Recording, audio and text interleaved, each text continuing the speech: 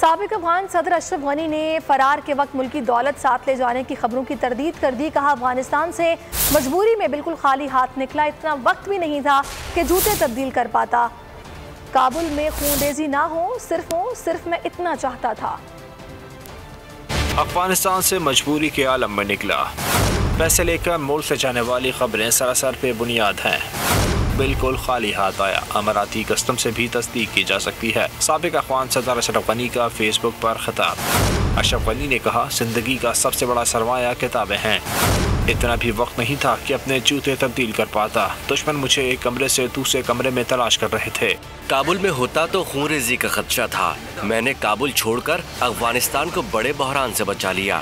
دولت لے کر بھاگنے کا الزام غلط اور سراسر جھوٹ ہے۔ میری کتابیں ہی سرمایہ حیات ہیں۔ اشرف غنی افغانستان سے فرار ہوتے ہوئے اپنے ساتھ پیسوں سے بھری 4 گاڑیاں اور ایک ہیلی کاپٹر بھی لے گئے تھے۔ سابق افغان صدر اور ان کے اہل خانہ ان دنوں متحدہ عرب امارات میں مقیم ہے۔ متحدہ عرب امارات کا کہنا ہے کہ اشرف غنی کو انسانی ہمدردی کی بنیاد پر ملک میں پناہ دی گئی ہے۔